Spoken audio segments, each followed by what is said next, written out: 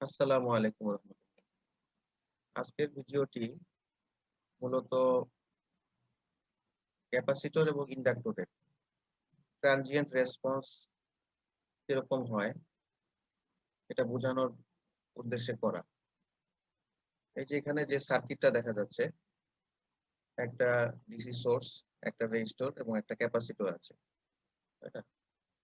তো এখন এখানে যদি ক্যাপাসিটরের মধ্যে আগে থেকে কোনো চার্জ না থাকে, এটা আমরা ধরে নেই, আর এই সুইচটা যদি কানেক্টেড হয় কোনো একটা নির্দিষ্ট সময়, তখন ক্যাপাসিটরের ভিতরে যে চার্জ স্টোর হয়, সেই চার্জ স্টোর হওয়ার প্রকৃতিটা কেমন? বা চার্জ স্টোর হওয়ার কারণে ভোল্টেজটা কিভাবে ইনক্রিজ করছে? ভোল্টেজের চেঞ্জ কিরকম হচ্ছে? আর এই ভোল্টেজের চেঞ্জ হওয়ার সাথে, সাথে কারেন্টের কি চেঞ্জ হচ্ছে? এবং এই রেজিস্টরের অ্যাক্রস এ যে ভোল্টেজটা সেটার চেঞ্জ কেমন? এটাই হচ্ছে ট্রানজিয়েন্ট এনালাইসিস।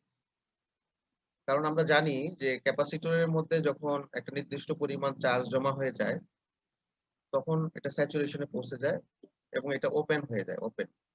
ক্যাপাসিটরে ওপেন। ওপেন কেন হয়? কারণ এর মধ্যে দিয়ে আর কোন কারেন্ট যাচ্ছে না। তো এরপরে স্টেডি স্টেট কন্ডিশন এ চলে আসে।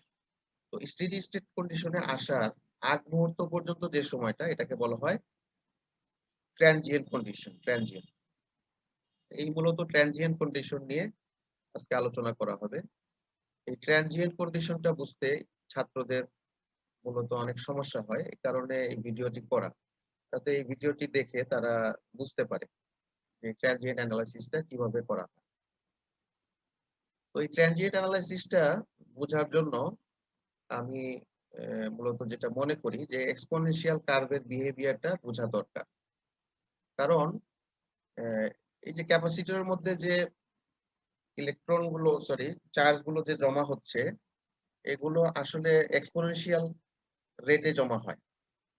যেমন এটা যখন কানেক্টেড হয় এখানে যখন এটা কানেক্টেড হচ্ছে, তখন ক্যাপাসিটরের মধ্যে কোনো চার্জ থাকে না, কোনো চার্জ থাকে না।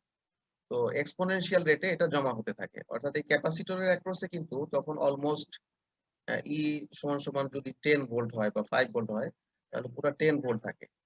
তখন rate of change of a sorry তখন মানে রেট অফ ডিপোজিশন, অর্থাৎ চার্জের যে ডিপোজিশন রেট এটা অনেক বেশি থাকে। যার কারণে এখানে র‍্যাপিড ইনক্রিজ হয়। হ্যাঁ, এই যে ভিসি এটা আমরা প্লট করছি, প্লট দেখাচ্ছি। এখানে র‍্যাপিড ইনক্রিজ হয়। এরপরে আস্তে, আস্তে যখন এখানে মেক্সিমাম পরিমাণ চার্জ চলে আসে, তো তখন চার্জ জমা হওয়ার রেটটা শেষের দিকে কমে যায় এবং একসময় স্যাচুরেশন এ পৌঁছে যায়। তাহলে আমরা জানি যে কারেন্ট হচ্ছে Q ডিভাইডেড বাই T, অর্থাৎ চার্জের জমা হওয়ার রেট। তাহলে কারেন্টও আসলে মানে একইভাবে ১ম দিকে র‍্যাপিড চেঞ্জ হবে, যেটা এখানে দেখা যাচ্ছে র‍্যাপিড ডিকে।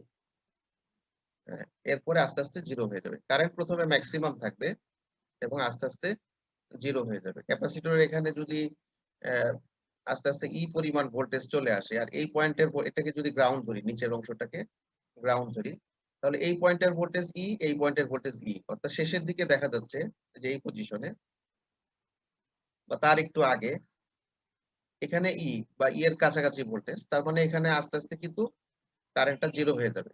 একেবারে যখন হয়ে যাবে তখন পুরোপুরি 0। তাহলে এই যে কারেন্টের যে ডিক্রিজ করার রেট আর এখানে ভিসির যে ইনক্রিজ করার রেট, এই রেট গুলো কিন্তু এক্সপোনেনশিয়াল কার্ভের বিহেভিয়ার এর সাথে মিলে যায়।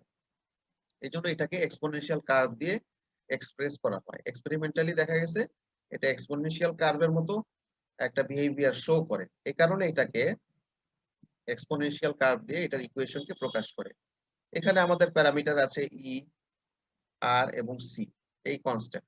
এই কনস্ট্যান্ট গুলোকে ব্যবহার করে আসলে এক্সপোনেনশিয়াল কার্ভের ইকুয়েশন ডিজাইন করা হয় বা এক্সপ্রেস করা হয়। ঠিক আছে না? এখানে আমাদের এই ৩ টা হচ্ছে কনস্ট্যান্ট। এই ৩ টার মানের উপর ভিত্তি করে কিন্তু এক্সপোনেনশিয়াল কার্ভের প্যারামিটার গুলো বা আকৃতি বা ডিউরেশন গুলো, মানে হাইট এবং ডিউরেশন চেঞ্জ হয়। এইজন্য এক্সপোনেনশিয়াল কার্ভের আসলে প্রকৃতিগুলো কেমন হয়, এটা আমি ১ম এ একটু দেখাতে চাই। এটা দেখানোর জন্য আমি ম্যাটল্যাবে বা অক্টাভে একটু প্লট করে রেখেছি। যে আমাদের এই যে এটা হচ্ছে e two the power x অথবা t, টাইম আছে এখানে। x অ্যাক্সিস এ যদি t ধরে নেই, তাহলে ফাংশনটা সাপোজ এটা হচ্ছে y, y is equal two e two the power t, y is equal two function of t, এবং ফাংশনটা কি e two the power t। তাহলে x অ্যাক্সিস এ t যদি আমি ধরি, তাহলে এটা হচ্ছে e two the power t এর প্লট, অর্থাৎ এটা এক্সপোনেনশিয়ালি রাইজ করতে থাকবে। এখানে এটার ভ্যালু 1, সাপোজ এটার ভ্যালু সাপোজ 5, এরপরে এটার ভ্যালু 20, এরপরে এটার ভ্যালু 50, এরপরে আস্তে আস্তে 150, এরকম বাড়ছে, এক্সপোনেনশিয়ালি রাইজ করছে। আচ্ছা, আর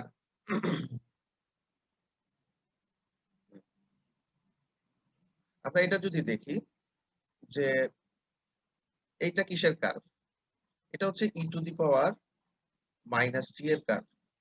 অর্থাৎ যদি y is equal to e to the power minus t হয়, এটা y, এটা হচ্ছে টি। এখানে দেখা যাচ্ছে যে ম্যাক্সিমাম ভ্যালুটা 1, অর্থাৎ আমি যদি এখানে e to the power minus 0 বসাই, তাহলে কিন্তু অর্থাৎ টি এর মান যখন 0, তখন ফাংশনটির মান হচ্ছে 1। আচ্ছা, টি এর মান যখন টি এর মান যখন 1 হচ্ছে, তখন ফাংশনটির মান হচ্ছে দেখা যাচ্ছে 0.36 বা এরকম কিছু একটা, 0.36। এরপরে যখন টি এর মান 2, তখন এটা আসতেছে সাপোজ 0.16, এরকম আসতেছে। তাহলে প্রথম দিকে কিন্তু শার্পলি ডিক্রিজ করতেছে, এরপরে রেট অফ ডিক্রিজ কিন্তু আস্তে আস্তে কমে যাচ্ছে, রেট অফ চেঞ্জ কমে যাচ্ছে। তাহলে আমাদের ওই যে ক্যাপাসিটরের যে চার্জ স্টোর হওয়ার যে একটা প্রকৃতি, সেটার সাথে কিন্তু মিলে যাচ্ছে। প্রথমে অনেক বেশি হাই রেটে স্টোর হচ্ছে, তারপর আস্তে আস্তে রেট অফ চেঞ্জ কমে যাচ্ছে, তাই না? তাহলে এক্সপোনেনশিয়াল কার্ভ দিয়ে এজন্য ওইটা কি বলে, ক্যাপাসিটরের চার্জ যে স্টোর হয়, এটাকে আমরা ডিজাইন করতে পারি। ঠিক আছে? তো আস্তে আস্তে দেখা যাচ্ছে যে ই টু দি পাওয়ার 5 যখন হয়, তখন এটা অলমোস্ট 0 হয়ে যায়। ই টু দি পাওয়ার 5, অর্থাৎ টি এর মান যখন 0 হয়ে যায়। ঠিক আছে? আচ্ছা, এখানে একটা এক্সপোনেনশিয়াল কার্ভ দেখানো হয়েছে। এখানে আসলে এটা বোঝাতে গেলে আমাদের কি করতে হবে? আচ্ছা, এটা একটু দেখি। আমাদের কার্ভটা যদি এরকম হয়, y is equal to e to the power minus t, তাহলে এখানে আমরা দেখলাম যে টি এর মান যদি 0, 1, 2, 3, 4, 5, এই পাঁচটা ভ্যালুর মধ্যেই মানে আস্তে আস্তে এটার মানটা 0 হয়ে যাচ্ছে। এখন আমরা যদি এখানে e to the power t by R C এটা যদি লিখি, অথবা e to the power minus t by এখানে টাউ লিখি, যেটা বইয়ে লেখা থাকে টাউ, টাউ মানে হচ্ছে টাইম কনস্ট্যান্ট। আমরা দেখাতে পারি ম্যাথমেটিক্যাল ক্যালকুলেশন করে যে আর ইনটু সি, এই দুটো যদি আমরা গুণ করি, তাহলে এটার ইউনিটটা আসে টাইমে। এটা ইউনিটটা টাইমে আসে, যেটা বিভিন্ন বইয়ে দেখানো আছে। যেমন এখানে আছে এই যে আর এবং সি, এটা বই আমরা দেখে নিতে পারি। এটাকে এই জন্য টাইম কনস্ট্যান্ট বলা হয়। আরেকটা হচ্ছে যে আমরা যে সার্কিটটা ব্যবহার করি, ডিসি সার্কিট, যে সার্কিট নিয়ে আমরা মূলত কনসার্ন, অর্থাৎ আমরা তো এই সার্কিটটা আলোচনা করছি, তাই না? একটা সার্কিটে যদি আর আসে এবং সি আসে, অর্থাৎ সুইচটা যখন প্রথম কন্ডিশনে, তখন সার্কিটটা এরকম হচ্ছে, তাই না? এখানে ই, আর এবং সি। তো এখন এই আর, সি এবং ই, এগুলোর সাথে এই এক্সপোনেনশিয়াল কার্ভের রিলেশনটা কেমন? আমরা দেখতে পাই যে আর এবং সি এর মান যদি বৃদ্ধি পায়, আর এবং সি এর মানটা যদি বৃদ্ধি পায় তাহলে এই যে কি বলে চার্জিং টাইম বা ডিসচার্জিং টাইম, হ্যাঁ, এটা চেঞ্জ হয়। চার্জিং টাইমটা চেঞ্জ হয় অথবা ডিসচার্জিং টাইমটা আস্তে আস্তে চেঞ্জ হয়। ঠিক আছে? অর্থাৎ এই যে এটা কারেন্ট যে ডিক্রিজ করছে, যেমন এটা কারেন্টের কার্ভ আঁকা হয়েছে। এখানে যদি কারেন্টটা চিন্তা করি তাহলে কারেন্টটা আস্তে আস্তে ডিক্রিজ করে। তাহলে এই যে ডিক্রিজ করছে, এই ডিক্রিজ করার যে পরিমাণটা এটা এই আর এবং সি এর যে গুণফল, এটা একটা টাইম, তাই না? এই টাইমের ৫ গুণ সময়ে এটাকে যদি ৫ দিয়ে গুণ করা হয়, এটা এক্সপেরিমেন্টালি দেখা যায় যে আর এবং সি কে গুণ করে ৫ দিয়ে গুণ করলে যে টাইমটা হয় সেই টাইমে দেখা যায় কারেন্টটা আস্তে আস্তে 0 হয়ে যায়। তাহলে এটাকে যদি আমি ডিজাইন করতে চাই এই ইকুয়েশন দিয়ে, তাহলে আমরা লিখতে পারি -t/RC অথবা -t/টাউ, এটাকে টাউ বলা হয়। RC টাউ মানে হচ্ছে টাইম কনস্ট্যান্ট, এটাকে বলা হয় টাইম কনস্ট্যান্ট। অর্থাৎ কোন একটা সার্কিটের ক্ষেত্রে আর এবং সি এর মানের যে গুণফল এটাকে বলা হয় টাউ বা টাইম কনস্ট্যান্ট। প্রথমে আমি বলে নিলাম যে এই টাইম কনস্ট্যান্টের সাথেই কিন্তু এই রেসপন্সের সম্পর্ক কোন একটা সার্কিটের। যেমন এখানে যদি আর এবং সি এর যে মানটা থাকে, এটা আমি রিপিট করছি, সেই মানের ৫ গুণ সময়ে আর সিটাকে একটা টাইম চিন্তা করি, সেই টাইমের ৫ গুণ সময়ে আসলে এই রেসপন্সটা আসলে 0 হয়ে যাচ্ছে। ঠিক আছে? তাহলে এই টাইম কনস্ট্যান্ট কে দিয়েই কিন্তু এই ইকুয়েশনটা ডেভেলপ করতে হবে। এইজন্য ইকুয়েশনে আমাদের যে আরসি সার্কিট, সেই সার্কিটের ইকুয়েশনে টি/আরসি বা টি/টাউ লেখা হয়। এখন এই ইকুয়েশনটা আমরা যদি খেয়াল করে দেখি, এই টি হচ্ছে টাইম, ঠিক আছে?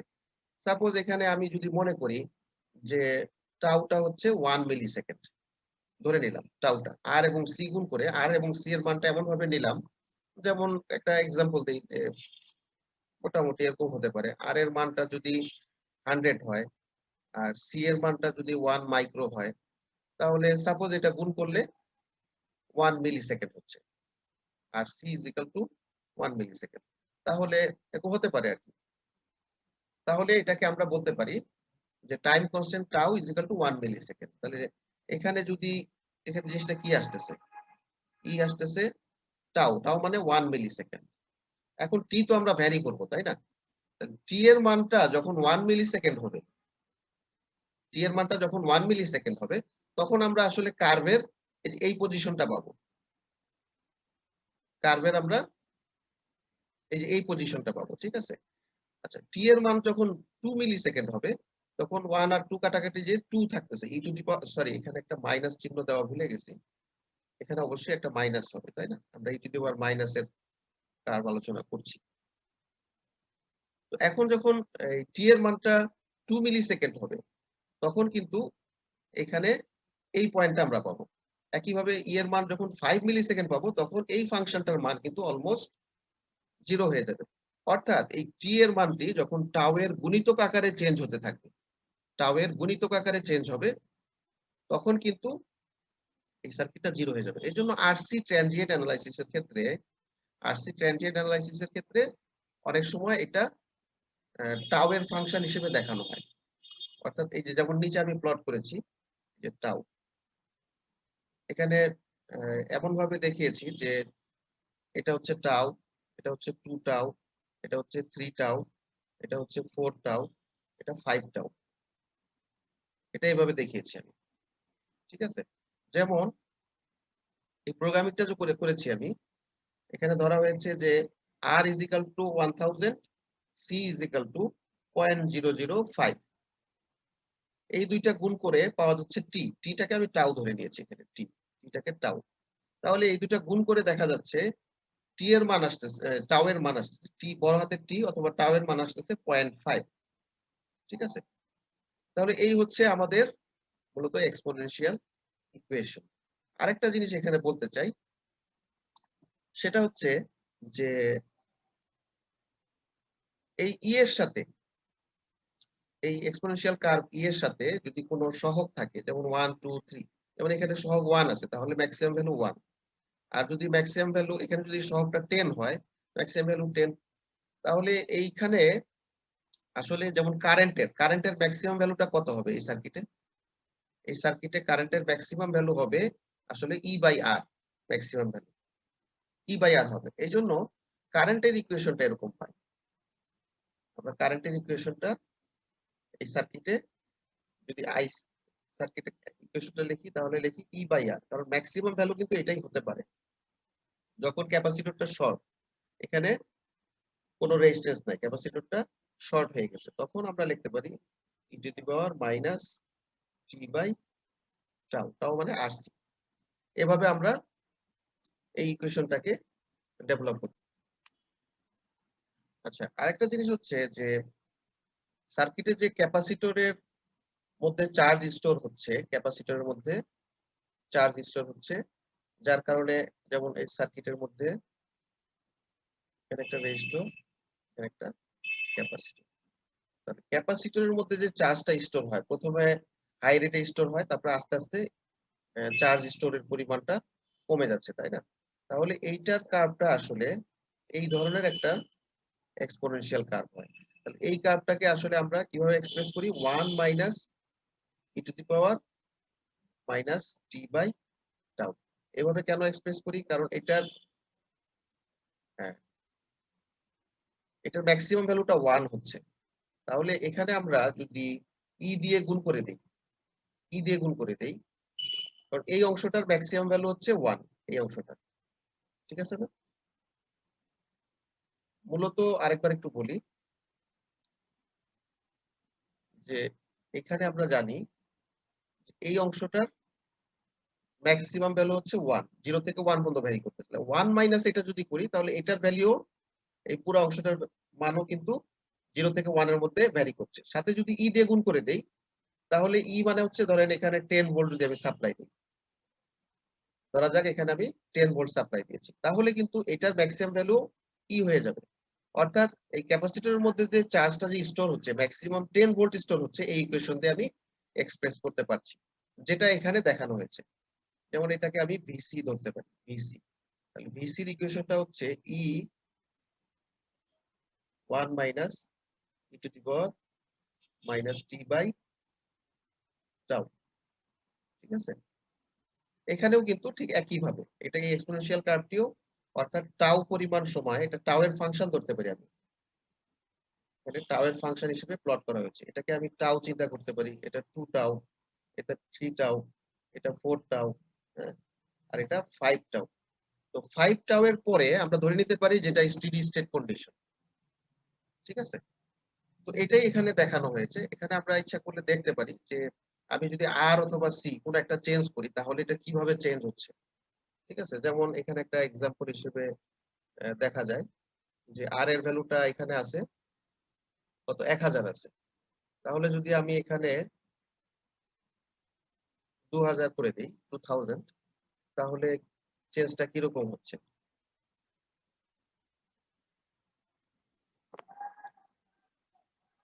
তো এটা একটু রান করে দেখি।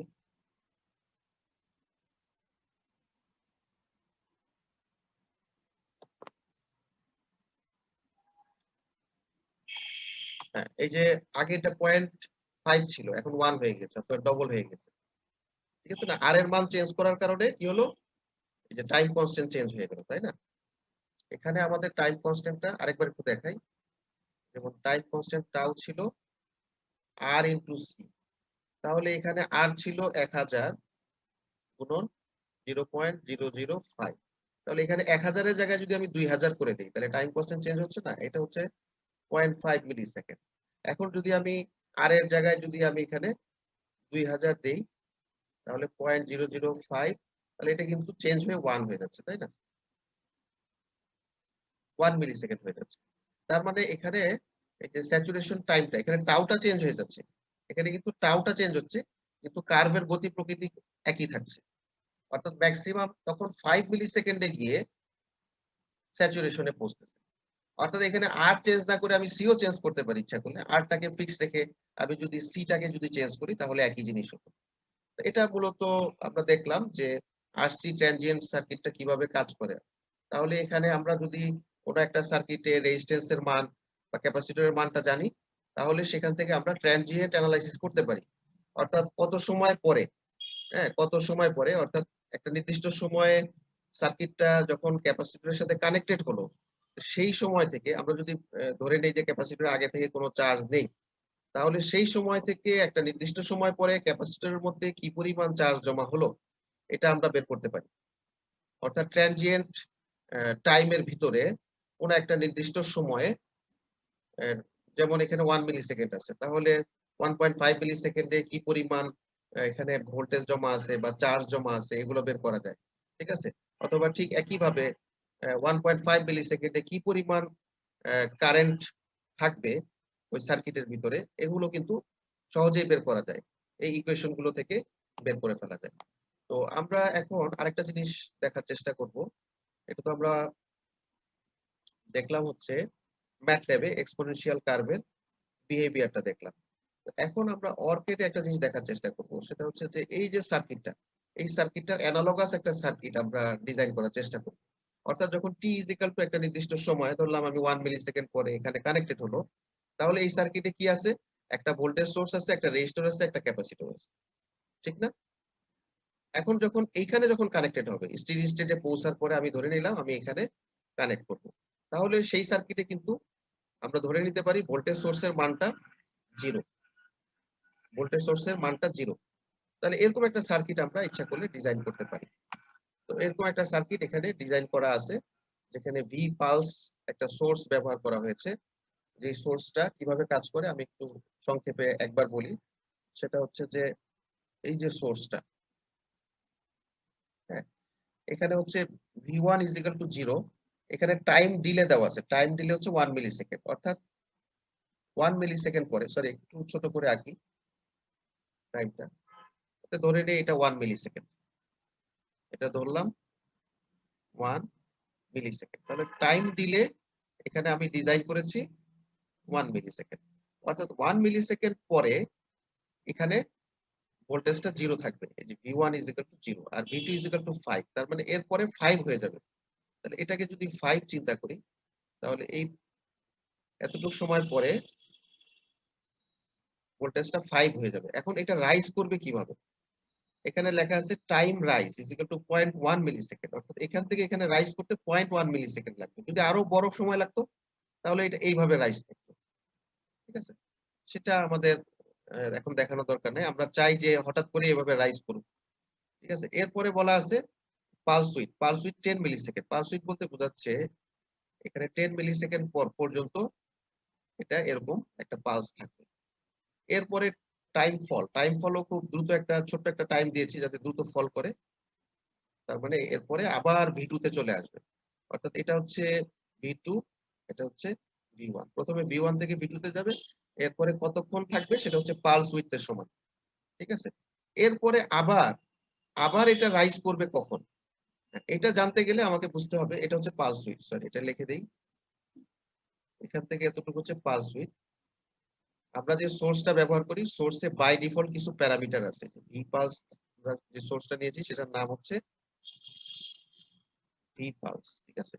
এই সোর্সের বাই ডিফল্ট কিছু প্যারামিটার আছে। এই প্যারামিটার গুলো কিভাবে ইউজ করে সেটা যদি আমি জানি তাহলে মানে এরকম আমরা সোর্স আমরা ডিজাইন করতে পারি যেকোনো পালসের। ঠিক আছে? স্কয়ার ওয়েভ, ট্রায়াঙ্গুলার ওয়েভ এটা দিয়ে ডিজাইন করা যায়। ঠিক আছে? আচ্ছা। এটা ইচ্ছা করলে নেগেটিভও ইউজ করতে পারি আমরা। এখন V1 টা আবার রাইজ করবে কখন? এটা নির্ভর করবে আসলে PER, এটা টাইম পিরিয়ড বোঝায়। PER বলতে ঠিক আছে? টাইম পিরিয়ড বোঝায় 30 মিলিসেকেন্ড। তাহলে এখানে চলে গেল 10। এখান থেকে এতটুক চলে গেল 10 মিলিসেকেন্ড। 10 মিলিসেকেন্ড। তাহলে এদিকে আগে 1 গিয়েছে। তাহলে এখানে অবশ্যই 11 মিলিসেকেন্ড হবে। তাহলে টাইম পিরিয়ড যদি 30 হয় তাহলে এখানে আরো কিন্তু 20 আসবে। এখান থেকে আরো 20। তার এখান থেকে এসে আবার এটা উঠবে। তাহলে এইভাবে কিন্তু এটা চলতে থাকবে। ঠিক আছে? তাহলে এখানে আমরা লিখতে পারি 21 মিলিসেকেন্ড। অর্থাৎ এখান থেকে এতটুকু হচ্ছে 20। এখান থেকে এতটুকু 20 মিলিসেকেন্ড। তাহলে সার্কিটের এই অংশটাকে আমরা চিন্তা করতে পারি। সার্কিটের এই অংশটাকে আমরা চিন্তা করতে পারি এইভাবে। একটা সার্কিট এখানে একটা ডিসি সোর্স কানেক্টেড এখানে। Capacitor connect. ওই যে আমরা যেটা দেখেছিলাম যে সার্কিটে যখন সুইচটা 1 পজিশনে আছে। আর যখন নিচের এই পজিশনটাকে আমরা চিন্তা করতে পারি এইরকম আরকি, ভোল্টেজ সোর্স শর্ট। এখানে V0 মানে ভোল্টেজ সোর্স শর্ট হয়ে গিয়েছে এবং সার্কিটটা এরকম কন্ডিশনে আছে। এটা আমরা চিন্তা করতে পারি। ঠিক আছে? এটা R, এটা C, আর অর্থাৎ আমাদের এখানে বইয়ে যে প্রবলেমটি ছিল, এই যে এখানে বইয়ে যে প্রবলেমটি ছিল সেটার মতোই আরকি। অর্থাৎ এখানে এটা আমি মুছে দেই। ড্রয়িংটার দরকার নেই। সেটা হচ্ছে যে এখানে যখন এই যে 1 এ যখন কানেক্টেড তখন একটা সোর্স আছে, একটা রেজিস্টর আছে, একটা ক্যাপাসিটর আছে। আর 2 তে যখন কানেক্টেড তখন আমরা চিন্তা করতে পারি যে ভোল্টেজ সোর্স এর মান এখন 0। ঠিক আছে? ভোল্টেজ সোর্স এর মান 0। আচ্ছা, এখন এখানে আমরা কিছু রেসপন্স কার্ভ দেখতে পারি। সেটা হচ্ছে ভোল্টেজ এবং কারেন্টের রেসপন্স গুলো কেমন হয়। তো এখানে বিভিন্ন রকম সেটিং আমরা করে রেখেছি। সেটা হচ্ছে এই হচ্ছে সার্কিট।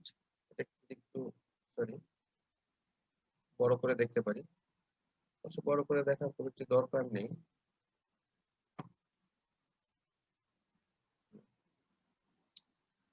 তো এখানে সি টাকে গ্লোবাল প্যারামিটার হিসেবে ইউজ করা হয়েছে। সি এর যদি আমি এটা ভ্যারি না করি তাহলে এটা সি এর মানটা থাকবে এরকম আরকি। পয়েন্ট ৪ টা 0 1 আর আর এর ভ্যালু 100। ঠিক আছে?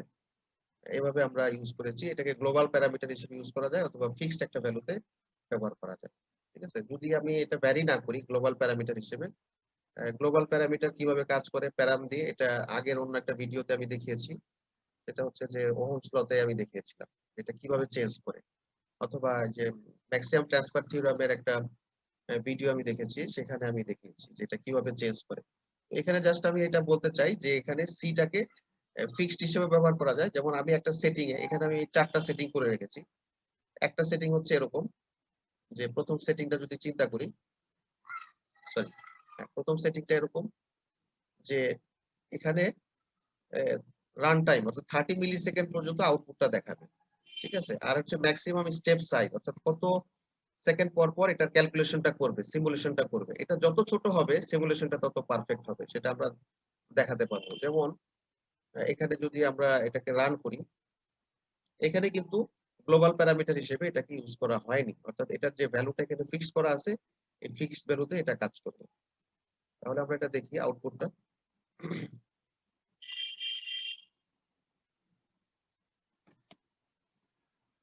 হ্যাঁ, আউটপুটটা এখানে এসেছে। তাহলে এখানে যদি আমরা ভোল্টেজ সোর্সটা দেখতে চাই তাহলে V1 প্লাস মানে V1 এর পজিটিভ মাথাটা হচ্ছে এটা। তাহলে এই যে দেখা যাচ্ছে এখানে 1 মিলি সেকেন্ড পরে এটার ভ্যালু 5 হচ্ছে। এরপরে 11 মিলি সেকেন্ডের মতো এসে, হ্যাঁ, এখানে একটু বেশি আসছে কেন? রাইজ টাইম এবং ফল টাইমের কারণে একটু বেশি এসেছে। এবং এটা 30 মিলি সেকেন্ড পর্যন্ত আমরা দেখছি। আরেকটু যদি দেখতাম, হ্যাঁ, এখানে কিন্তু সেটিং এ 30 মিলি সেকেন্ড পর্যন্ত দেখানো আছে। তো এটা আমাদের দরকার নেই, এজন্য এটা না দেখলেও পারি। তো যদি আরো বেশি সেট করতাম তাহলে আরো পালস আসতো। তো এটা আমার দরকার নেই। আমরা চাচ্ছি সার্কিটে ১ম এ কানেক্টেড অবস্থায় থাকবে, এরপরে এটা শর্ট হয়ে যাবে। একটা শর্ট হয়ে যাবে মানে কি? 0 ভোল্ট। এজন্য আমরা 0 ভোল্ট দিয়েছি। তাহলে এটা ঠিকমতো কাজ করছে। ঠিক আছে? এখন আমরা ইচ্ছা করলে নতুন উইন্ডোটাও দেখতে পারি। একটা নতুন উইন্ডো খুলে নিলাম। এখন কারেন্টের রেসপন্সটা ইচ্ছা করলে দেখতে পারি। এই যে কারেন্টটা যদি সিলেক্ট করি, তাহলে কারেন্টটা কিরকম হচ্ছে এটা দেখা যাচ্ছে। এটা ১ম টা নেগেটিভ দেখাচ্ছে। এটা ইচ্ছা করলে আমরা পজিটিভ করে নিতে পারি ইচ্ছা করলে। হ্যাঁ, এটা ডিলিট করে নিলাম। তাহলে কারেন্টের রেসপন্সটা এরকম। ঠিক আছে? এখানে টাও অনেকটা 1 মিলি সেকেন্ডের মতো। তাহলে ১, ২, ৩, ৪, ৫ ৫ মিলি সেকেন্ডে গিয়ে 0 হয়ে যাচ্ছে। এক্সপোনেনশিয়াল কার্ভ এর বিহেভিয়ারটা ঠিক আছে। তারপরে যদি আমি ভিসি দেখতে চাই, ঠিক আছে? আরেকটা আমরা উইন্ডো খুলে নিতে পারি অথবা এই উইন্ডোতেও দেখতে পারি। যদি এখানেই দেখতে চাই তাহলে নতুন একটা আমরা উইন্ডো খুলে নিয়ে এখানে আমরা যদি যেমন এখানে VC2 দিয়ে দেখি। হ্যাঁ, এই যে কার্ভটা এখানে কি ভোল্টেজটা ভ্যারি করে ৫ মিলি সেকেন্ড করে। ঠিক ঠিক যেই সময়ে কারেন্টটা 0 হয়ে যাচ্ছে ঠিক ওই সময় কিন্তু ভোল্টেজটা মেক্সিমাম হয়ে যাচ্ছে। আবার এখানে কিন্তু ক্যাপাসিটরের মেক্সিমাম ফুল চার্জ ছিল। ঠিক যেই সময়ে এটা শর্ট হয়ে গেল এখন সে রিলিজ করা শুরু করল। ঠিক আছে? এবং এখানে কারেন্টটা উল্টা। কারেন্টটা উল্টা কেন? কারেন্টটা উল্টা এই কারণে এখন কিন্তু কারেন্টটা উল্টা দিকে ফ্লো করতেছে। এটা আমরা থিওরি থেকেও দেখতে পাই যে এরকমই হওয়ার কথা। এটা এরকমই হবে, তাই না? কারণ সার্কিটে একসময় যখন এই যে ১ম এ এটা সাপ্লাই দিচ্ছিল, তার মানে কারেন্টটা এভাবে ফ্লো করছিল। কিন্তু যখন অ্যা এই ক্যাপাসিটরটা যখন নিজেই সোর্স হয়ে গেল, অর্থাৎ এটা শর্ট, এখন নিজেই সে সোর্স হয়ে গিয়েছে। এখন এদিকে তার পজিটিভ চার্জ জমা আছে, এদিকে নেগেটিভ চার্জ জমা আছে। এখন সে নিজেই সোর্স হয়ে গিয়েছে। এজন্য কারেন্টটা এদিকে ফ্লো করতেছে। সুতরাং এই কারেন্টটা যদি পজিটিভ হয়, তাহলে এই কারেন্টটা নেগেটিভ হবে। এটাই স্বাভাবিক। তো এটা আমরা দেখলাম।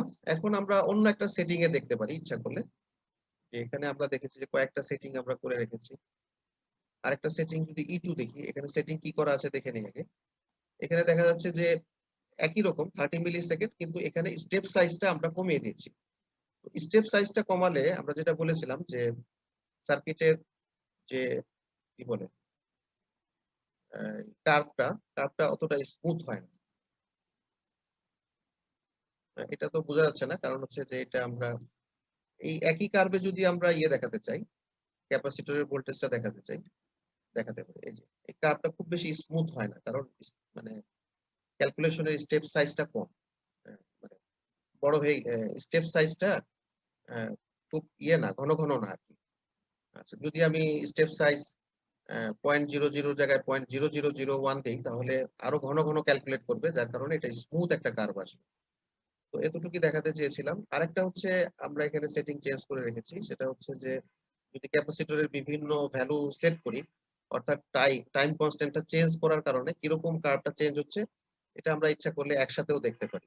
যেমন এখানে সেটিং এ দেখা যাচ্ছে। আমি একটু দেখিয়ে রাখি। কারো যদি আগ্রহ থাকে করতে পারে। এটা হচ্ছে জেনারেল সেটিং। এখানে টাইম ডোমেইন এ এটা সেট করা আছে 35 মিলিসেকেন্ড পর্যন্ত। ঠিক আছে? 0.0001 পর্যন্ত, 0001 পর্যন্ত। এটা ম্যাক্সিমাম স্টেপ সাইজ আর একটা প্যারামেট্রিক সুইচ। এখানে গ্লোবাল প্যারামিটার হিসেবে আমি ক্যাপাসিটরের ভোল্টেজটা আমি এখানে চেঞ্জ করতেছি। সেটা হচ্ছে 5 মাইক্রো থেকে এটা 40 মাইক্রো পর্যন্ত চেঞ্জ হবে 10 মাইক্রো করে। অর্থাৎ 5, এরপরে আসবে 15, এরপরে আসবে 25, এরপরে আসবে 35। এভাবে এটা চেঞ্জ হতে থাকবে। ঠিক আছে? তাহলে এটা যদি একটু দেখি, তাহলে এখানে দেখা যাচ্ছে এটা আমি অসিলোস্কোপ লাগিয়ে রেখেছি। এই যে অসিলোস্কোপ। অর্থাৎ এখানে দেখা যাচ্ছে যে এ ভোল্টেজের চেঞ্জটা দেখা যাচ্ছে। ভোল্টেজটা যে চেঞ্জ হচ্ছে, অর্থাৎ ক্যাপাসিটরের ভ্যালু আমি আস্তে, আস্তে যদি ইনক্রিজ করি, হ্যাঁ? তাহলে দেখা যাচ্ছে টাইম কনস্ট্যান্ট টা চেঞ্জ হচ্ছে। এখানে 5 টাইম কনস্ট্যান্ট টা এই যে এখানে শেষ হয়ে গিয়েছে এখানে। এরপরে টাইম কনস্ট্যান্ট বাড়িয়েছি। এটা এখানে শেষ হয়েছে। এটা 5 এর জন্য ক্যাপাসিটরের ভ্যালুটা যখন 5 মাইক্রো, এরপরে 10 15 মাইক্রো, এরপরে 25 মাইক্রো। তো একসময় এমন হয়ে গেছে যে আসলে এতটুক টাইমের মধ্যে সে চার্জ হতে পারছে না। অর্থাৎ মেক্সিমাম চার্জটা কিন্তু 5 ভোল্টে আসেনি। ঠিক আছে? 5 ভোল্টে আসেনি। এরপরে এটা আস্তে, আস্তে আবার ডিক্রিজ করছে। যেটা যে অবস্থায় আছে ওই অবস্থা থেকে ডিক্রিজ করছে। আমরা ইচ্ছা করলে এটার সাথে কারেন্টের রেসপন্সটাও দেখতে পারি। যে এখানে যদি আমি একটা উপরে যদি দেখতে চাই, একই প্লটে দেখতে চাইলে এখানে এড প্লট টু উইন্ডো করে আমরা ইচ্ছা করলে কারেন্টটা দেখে নিতে পারি। যেমন আইসি কারেন্ট। এই যে। তাহলে এটা টাইম কনস্ট্যান্ট হচ্ছে C is equal to 5 এর জন্য 5 মাইক্রোর জন্য যে টাইম কনস্ট্যান্ট। তাহলে এরকম হচ্ছে কার্ভ। তো এখানে আমরা ইচ্ছা করলে যেকোনো জিনিস প্যারামিটার চেঞ্জ করে দেখতে পারি। যেমন এটা 5 এর জায়গায় যদি 10 হতো, তাহলে কি হতো? 5 এর জায়গায় যদি 10 হয় তাহলে কিন্তু পুরোপুরি চার্জ হয়ে হয়তো শেষ হতে পারবে না। এই যে, এটা কিন্তু 10 হয়ে গেছে। এই যে, এটা 10 হয়ে গেছে। আরো বড় ভোল্টেজ আমরা দিতে পারি ইচ্ছা করলে। তাহলে 10 পর্যন্ত এটা চার্জ হচ্ছে। তাহলে এই ছিল আমাদের মোটামুটি ট্রানজিয়েন্ট এনালাইসিস এর মূলত আসলে এই অঙ্কটাকে আমরা টার্গেট করে আমরা এই সিমুলেশনটা দেখিয়েছি, এক্সপোনেনশিয়াল কার্ভের বিহেভিয়ারটা দেখিয়েছি। ঠিক আছে? তো এই মোটামুটি এই ধরনের একটা অঙ্ক, হ্যাঁ? এখানে যে কার্ভটা দেখছি VC, আমাদের সিমুলেশনের রেজাল্টটাও অনেকটা সেরকমই এসেছে। তাও এর রেসপেক্টে করা। আর এটা হচ্ছে আইসি এবং এটা হচ্ছে VR। তাহলে VR টা আসলে আইসির সমানুপাতিক হবে। কারণ হচ্ছে যে VR is equal two I is into R। মূলত সার্কিটে কিন্তু E is equal two VR plus VC, ঠিক না? তাহলে এখানে আমরা লিখতে পারি E ইজ ইকুয়াল টু, আমরা যদি I টাকে ধরে নেই I ইনটু R, ঠিক আছে? আর এটা হচ্ছে VC। I এর সূত্র হচ্ছে I এর সমানুপাতিক, তাই না? I হচ্ছে E by R e to the power minus T by tau. এটা হচ্ছে I। এটার সাথে R গুণ আকারে আছে। আর VC হচ্ছে E 1 minus e to the power minus T by tau. এটা হচ্ছে চার্জিং এর ক্ষেত্রে। এই সূত্রটা হচ্ছে, হ্যাঁ, চার্জিং এর ক্ষেত্রে এরকম হবে। কিন্তু ডিসচার্জিং এর ক্ষেত্রে কিন্তু সূত্র আলাদা। যখন ডিসচার্জিং হবে তখন কিন্তু ক্যাপাসিটরের ভোল্টেজটা ডিক্রিজ করতে থাকবে, এক্সপোনেনশিয়ালি ডিক্রিজ করতে থাকবে। যখন ডিসচার্জিং এর সময় কিন্তু সূত্র চেঞ্জ হয়ে যাবে। এটা খেয়াল রাখতে হবে। ডিসচার্জিং এর সময় VC হবে E e to the power minus T by tau, ঠিক আছে? টাউ মানে RC। ডিসচার্জিং এর সময় অনেক সময় অঙ্ক আছে, সেটা হচ্ছে যে সার্কিট চেঞ্জ হয়ে গেছে। আগে সার্কিটে যে রেজিস্টর ছিল R, এখন চেঞ্জ হয়ে R1 হয়ে গিয়েছে। তখন সেক্ষেত্রে কিন্তু টাও চেঞ্জ হয়ে যাবে। অর্থাৎ টাও যদি আগে যদি টাও এরকম থাকে RC, এরপরে টাওটা চেঞ্জ হয়ে কিন্তু R1C হবে। অর্থাৎ ডিসচার্জিং এর তখন টাইম পিরিয়ডটা কিন্তু চেঞ্জ হয়ে যাবে। এটা খেয়াল রাখতে হবে। কিছু অঙ্ক করলে এটা বোঝা যাবে আরকি। ঠিক আছে? তাহলে এই ছিল আজকের আমাদের ভিডিও। এটা আসলে এটা আরো অনেক সময় নিয়ে ডেসক্রাইব করা দরকার এটা বোঝার জন্য। তো সংক্ষেপে করলাম। এখানে অনেক জিনিস আসলে অল্প সময়ে আলোচনা করা হলো। অর্থাৎ এক্সপোনেনশিয়াল কার্ভের বিহেভিয়ার এবং ট্রানজিয়েন্ট অ্যানালাইসিস এর জন্য একটা ট্রানজিয়েন্ট সার্কিটে ট্রানজিয়েন্ট টাইমের ভিতরে যে কারেন্ট বা ভোল্টেজের যে রেসপন্স গুলো হয়, সেগুলো কিভাবে আমরা এক্সপোনেনশিয়াল কার্ভ দিয়ে ডিজাইন করি এবং একটা অঙ্কের সাথে একটা সিমুলেশনের একটা মিল আমরা দেখানোর চেষ্টা করলাম এই ভিডিওতে।